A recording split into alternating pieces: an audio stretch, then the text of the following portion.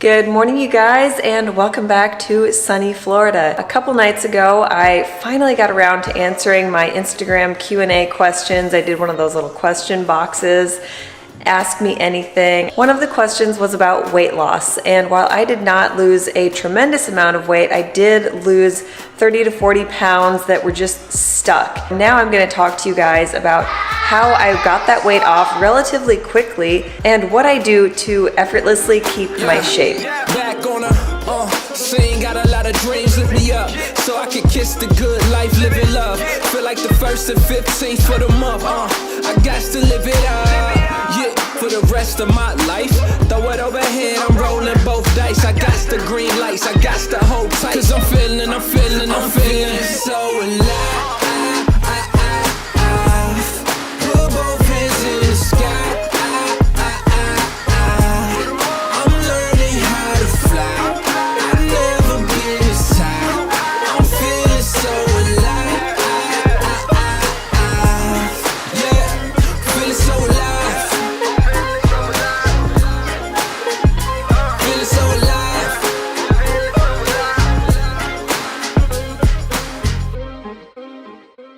So how good does this look? This one I call a green smoothie, but it's actually like my black magic smoothie. It's so loaded with antioxidants and all the good stuff. Yummy! You think you want some? Oh, cheers. Cheers. What do you think, Bivy? Is it good? So good.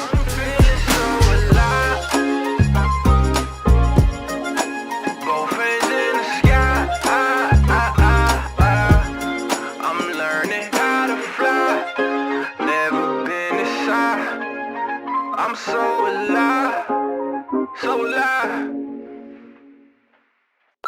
You look good in blue because it matches our blue eyes. Yeah. Maybe you can tell us what your favorite food is. My favorite food is ice cream. Ice cream? What kind? The store-bought kind or the kind that mommy makes in the blender? Store-bought. Ah, I knew it.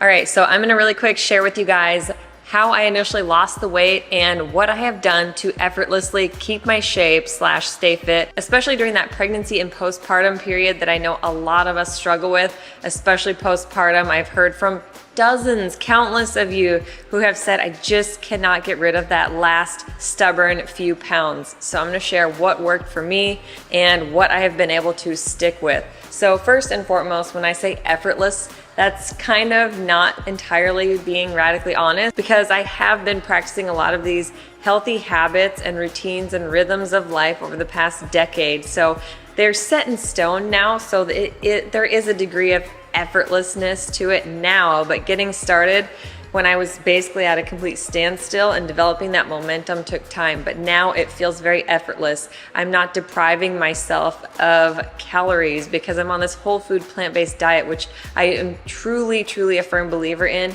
If you are not on a whole food plant-based diet, that is the first place I would start, because you no longer have to worry about counting calories. While I do think it's important to be calorie conscious and calorie aware, you don't have to obsess meticulously, because if you're eating a high volume of low caloric density foods, honestly, you can eat until you feel full and satiated because your stomach wants to feel full. So in order to do that, you need to be eating high carb, low fat. And that has by and large been the biggest success for me, because I don't anymore have to focus on staying under 1,500 calories like I used to.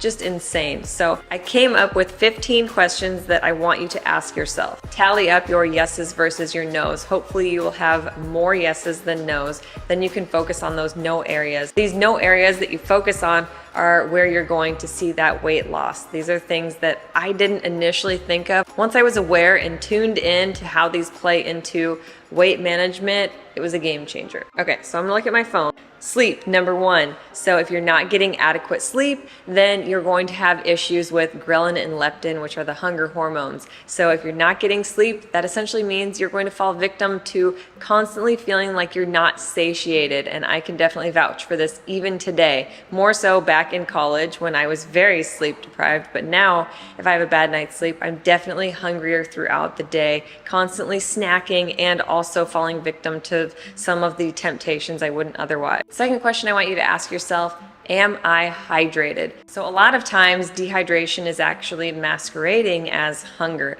So I carry around my trusty water bottle with me everywhere I go. I recommend you do the same. I always hated drinking water. I don't know why. It's just I always felt like I needed tea or something flavored, and it usually ends up being sugary.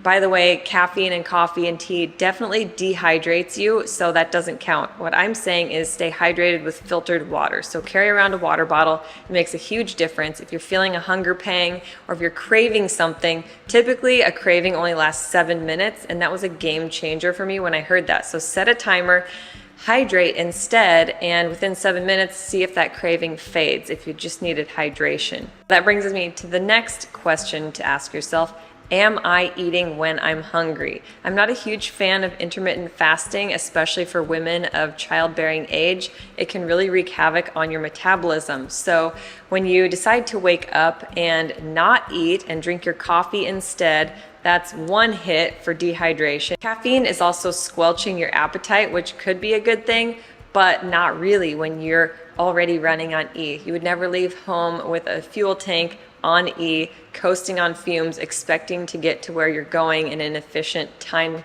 manner. So I think it's really important to fuel up. I'm always hungry in the morning, so I like morning workouts, but I never go into a workout underfueled. I always make sure to eat when I'm hungry. I prefer to graze throughout the day, and it keeps me feeling constantly clear and alert and fueled with clean fuel. I definitely think that there is something also to be said, though, for eating early enough dinners so you give yourself 2 to 3 hours of a window before going to bed. If you need a light snack, that's totally fine. I choose either like some frozen cherries or an apple, applesauce, something really simple and straightforward that's just enough to get me to bed, to sleep soundly, and then I focus on a really healthy, full breakfast the next day. So really just focusing on not doing too much intermittent fasting. A lot of times that window of eating is too small to get adequate nutrients into your body if you're intermittent fasting. So it's much easier to get it in. If you're having a smoothie, having some fruit, having a salad, having a cooked meal, it's much easier to get the nutrients that your cells need in order to thrive. I definitely remember like going out in college, and I would always be like, oh, well, I'm gonna drink tonight, so I'm not gonna eat a heavy dinner because that's just gonna be too many calories. And it's like, that's just crazy thinking. That's undernourished, overfed, which is how a lot of us are living with fast foods and processed foods. Coming to the next point, am I eating whole foods? Yes or no? So if you're eating too many processed packaged foods, that can really stick, and I can vouch for that. Going back to when I was in college trying to lose the weight, I did lose the weight, but I was eating 1,500 calories a day, and they were not healthy, wholesome, whole food calories. They were Fiber One cereal, Fiber One bars, Fiber One yogurt, lean cuisines, and all of these things had too many ingredients that I couldn't parse out. And if you can't read it, don't eat it, generally speaking, because if you can't read it on the label, you don't know what this weird ingredient is, whether it's a skincare product or a food product, your body can't read it either. Your cells literally don't know what to do with it. So what do?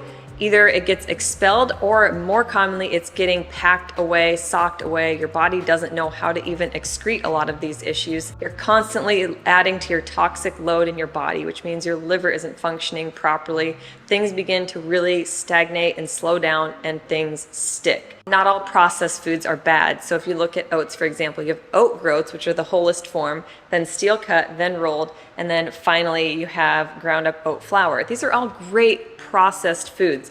There are things like healthy whole food lentil pasta or chickpea pasta. It's processed, but it's so healthy and nourishing. What I'm talking about are like even some of the bars that we're taking with us to the gym. I would really encourage you to look at a different snack item, because most of these bars, again, have unreadable ingredients. If not, they have way too much refined sugar added to them, and it's just not worth it when you could be eating something more nourishing like a healthy smoothie before or after the gym. Next question, am I pooping? This was one of my biggest problems in college. So I was not going regularly. So that's why I was obsessed with the Fiber One processed things, because I was always looking for grams of fiber on the packages, because I wanted to make sure I was getting as much fiber as possible so I could go number 2. And I just wasn't regular, when in fact All I needed to do was, looking back at the last question, switch to whole foods. Am I eating whole foods? No, I was not. So when I switched to whole foods plant-based, I was able to eat way more calories. I didn't need to focus on fiber whatsoever. I didn't need to focus on calorie counting meticulously. I was eating almost double the amount. So from 1,500 calories to upwards of 3,000 calories now, and I'm getting full. My stomach is physically full, but I'm also feeling like my cells are nourished. So it's a double whammy, and I am pooping regularly. If you're not pooping regularly, your waistline is always gonna look like you've got a baby. You're gonna feel bloated. I've done a video on bloating. I'll be sure to link the bloating video below because I know a lot of you, even who are switching to plant-based, have issues with beans or grain or gluten. So check out that bloating video. Am I supplementing? So first and foremost, get your blood work done. I highly recommend Complement. So this is a totally plant-based company. They're very, very honest and transparent. Their products are of the utmost pristine quality. They have a program called Insight where you can basically prick your finger from the comfort of your own home, drip it on these little cards and seal it, send it off, and literally within a couple days you'll get the results on your Complement app. So they test micronutrients, biomarkers, A1C, and omega-3 levels. So getting all of that done can be a great baseline. And then from there, I also recommend checking out the Complement Essential Vitamin, which is going to have all of the essential vegan nutrients that you might want to focus on more and make sure you're getting your bases covered there. So the two that stand out to me the most are selenium and iodine. So yes, I drop Brazil nuts in my smoothies, but it's also kind of great to just have the right amount all in one place in the Complement Essential capsules. Sometimes we can get too much of nutrients from the multivitamins that we take. So I really like Complement because it's just to complement your diet, not to replace things, and you're not getting too much because you can get too much of a good thing. But selenium and iodine are of the utmost importance because they directly impact your thyroid health. And if your thyroid is under functioning or it's not functioning properly, that in turn will affect your metabolism. It will slow things down, can cause issues again with sticky weight. I definitely noticed a difference when I began honing in on micronutrients. Logging into Chronometer can also be a very helpful tool. So I was recognizing, wow, I'm getting plenty of this. I don't need to focus so much on protein like everybody thinks. What I need to be focusing on are A, B, and C. So that might be different for you. It could be your B vitamins. Maybe you need nutritional yeast. But again, going back to Complement, cruise through their site, consider getting blood work done. Highly recommend it. You can also use Eat, Move, Rest 15 for a discount. It'll give you 15% off. You can use that repeatedly. It's amazing. Next, am I moving daily? I am committed to working out 6 days a week. It feels effortless to me because I enjoy the type of movement that I'm doing and I'm seeing results. At this point to me, I don't look at exercise as like the kicker for weight loss. It definitely mostly stemmed from how I was eating, but movement will boost your metabolism. That's kind of a double-edged sword. On one hand, it means that your system is revved up. You're going to be burning more calories throughout the day now that your metabolism is boosted. Also can mean that you're going to be more hungry. So you just have to be mindful, again, going back to like not starving yourself before a workout because you don't want to be ravenous afterwards. So make sure you're fueling properly. At first, I really overestimated how many calories I was burning during a workout. Judging by my Apple Watch, I only burn a couple hundred calories in a 45-minute, pretty intense workout. So just realize that just because you worked out doesn't mean you always treat yourself extra with more or with the indulgent food. Next question, am I living a low stress lifestyle? So what stress does is it elevates cortisol, and what cortisol likes to do is cause fat to stick, especially in the abdomen. So I know this is usually the kicker. For me personally, this was one of the biggest reasons why I wanted to lose weight or get in shape. I mean, I have these long arms and long legs, and I was always fairly lean in those areas, but I realized it was beginning to look funny because I was just blowing up in the middle section with bloating, but also excess weight gain in that area. So I know that can be the case if you're experiencing too much stress. So practicing mindfulness, meditation, all of these things can help tremendously. Finding ways to reduce stress. Do I need to be working 60 hours a week when my kids are at home and I'm missing out on their lives and I could be living less stress, maybe making less money, but if I'm happier, it's worth it. So I'm gonna rattle off these last ones kind of quickly. Does my clothing fit properly? So I have a lot of clothing that just doesn't fit me anymore, and that can make you feel bad and instantly make you feel like you need to lose weight, even if it's totally false, or it can make you feel like you need to lose more than you actually do. So snip the tags off if that number on there is bothering you. I say out with the old, in with the new. So donate the old, buy something new, snip the tag off if that new number bothers you, but also recognize that every clothing company runs differently. So you might be a small in one brand, but if you're forcing yourself into something small in another brand and it's not fitting, that doesn't mean you need to lose weight. Just wear clothing that fits you and complements you, and it'll instantly give you the appearance, both in the mirror and to other people, that you are fit. On that note, another thing that can dramatically improve your self-image and your image to others is your posture. So I can sit here and I can slouch, but really, honestly, we should be treating our core like my trainer told me, and I'll never forget, this is a canister. So you don't want your ribs to be splayed open, you want them to be knitted. The whole area right here, like this box or this rectangle, should be a canister. So always being cognizant and mindful, especially when you're working out, and for digestion too, because if you're wearing tight-fitting clothes and you're hunched over, think about your intestines. They're already so scrunched and crowded. Things are just not going to be moving. Next question, am I in a good mood? Honestly, there is a strong correlation and connection between the gut and the brain. You've probably all heard the phrase, the gut-brain connection. So if your gut is in an unhealthy state, it's going to cause your mood to be in an unhealthy state. So if you feel like on most days you're moody and grumpy, it could be that there's an imbalance in your gut. This was huge for me because I was definitely not going regularly, like I said. And when I got on a probiotic supplement and began feeding myself prebiotics via plant fiber, then I saw a dramatic shift. Complement has a great prebiotic powder as well. This is going to help feed your probiotic gut flora. It's going to get things moving, ultimately improving your brain. So moving from inward to outward, now we're going to look at personal care and cleaning products, things in your household that might be major red flags that you're not aware of. So we've gone and stayed at Airbnbs, and they have an air freshener plugged in, or the cleaning lady sprayed with a bunch of Lysol and cleaning products, and my eyes get red and watery, my nose runs, my head gets foggy and cloudy and stuffy. Sometimes it even pounds and throbs and pulses, and it just makes me feel not my best. My voice gets raspy. I'm very chemically sensitive in that way. Really, truly, these are all endocrine disruptors. Fragrances, natural flavors, these trade secrets, these disrupt hormones. They can cause irregular periods. They can cause infertility, low sperm counts, all of these crazy things. And weight gain. They cause weight to stick because, again, you're getting a lot of these chemicals that your body doesn't know how to process or read. So the more we can get cleaner with our products and more minimal with our products, from makeup to cleaning, the better off. You can find on our page our product faves. There's tons of discount codes in there. We've got favorites like Branch Basics that we just did in our Clean With Us video. We love their cleaning product. Next question, am I calorie conscious? So going back to not being calorie obsessed, but being aware, being conscious. Use Chronometer to plug in and know. Maybe you're overestimating how many calories are in an apple. Maybe you're underestimating how many calories are in the nut butter you're consuming. So make sure that you know, so that when you're eating throughout the day, you're aware, oh my gosh, I put avocado on my salad and I put a fancy dressing on. That is a lot of fat, which equals a lot of calories. So if you can be more conscious of what you're consuming and what's in it,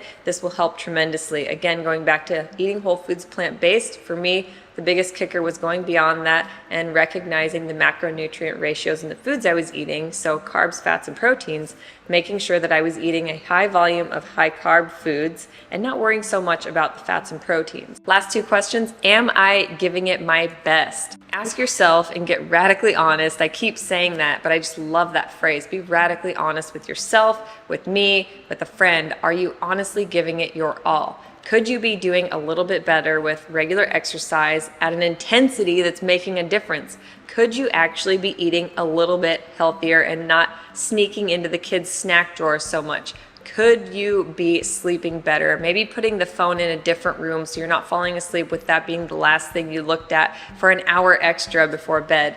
So getting really honest, are you truly doing your best? What area can you improve on? That helped me so much because we tend to lie to ourselves. We like to hear good things about our bad habits. So a lot of times we just put our blinders on, keep doing our things. We find like, oh, coffee is actually good for me for this very teeny tiny reason, when in reality, it's maybe doing more harm than good. It's creating an addiction, it's dehydrating you, it's leaching nutrients, it's causing you to not sleep at night. So rather than lying to yourself, just truly do your best. Get honest and do your very darn best. I had to do that so many times and I continue to have to do that. Last but not least, could I practice a bit more self-acceptance and self-love? So maybe you're not exactly where you want to be, but self-love can really make a huge difference because number one, it's going to lower your stress levels, but number two, it's going to make the process more enjoyable. And the other part to this is self-acceptance. So there are certain things we just can't change about our bodies. So I have some excess loose skin in my abdomen because I lost weight during college. So I can't necessarily change that. So maybe weight loss isn't the solution. Maybe self-love and self-acceptance is just a better route. Love yourself where you're currently at, because just remember, yes, I'm in my mid-30s, but someday I'm gonna be in my mid-40s and wish I was in my mid-30s. Someday I'm gonna be 50 and wish I was 40, and so on and so forth. And you're gonna say, man, I wish I just would have taken more time to just love the body I was in then. So really think about that and let that sink in, because a lot of times I'm just like, I can't wait to be here, or I'll be happy when in reality, I need to recognize, number one, look at how far I've already come. Just be here now and be happy and do your best to be healthy. And no matter what, don't starve yourself. I've been there to the point where I was depriving myself and I just felt like I constantly needed to detoxify my body. And all that it truly did was deplete me. So if you're trying to detox and deprive, you'll end up depleted, triple D. And then you're gonna end up feeling down in the dumps and depressed. I'll continue on with the D's if you want me to, but I think you get the point. So I hope that helps you guys. I tried to intertwine and weave in a little bit of my own narrative, my own anecdote, but I also tried to present you with real facts and real research and things that can help you, because it shouldn't be a daily battle, a constant struggle. Remember, it's gonna start with what's on your plate, but also, like I said, make sure you're also hydrated, getting enough sleep, focus on whole food, plant-based, high carb, low fat. Don't worry about protein. You're gonna be getting fiber, you're gonna poop better, and ultimately it's gonna make you happier and less stressed. And it all works together. That's the most important thing with weight loss. You don't wanna go for that fad diet or that detox or that extreme thing or that pill. You have to do it all. It's very holistic. Everything works together. I hope this helped you guys. Give it a thumbs up. Leave me some love in the comments below. And be sure to check out Complement, like I said. Making sure that you're getting well nourished, getting the nutrients that your body needs is of utmost importance, regardless of where you're at with your weight loss or your body journey. Until next time, eat, move, rest your best. Don't forget to pop into Instagram, send me some DMs, and I will see you guys next week. Bye-bye. There are 3 things we all do every day, and we could all be doing them better. Eat, move, and rest. We're Dusty, Aaron, Max, Olivia, and Bo, and we're the Stanzics. We aspire to live a plant-centric, faith-forward, healthy lifestyle and welcome all of the adventures that accompany it. Join us every week as we blend, chop, juice, run, lift, ride, and master our minds in between on the ultimate quest to find better balance, deeper connection, and true happiness within.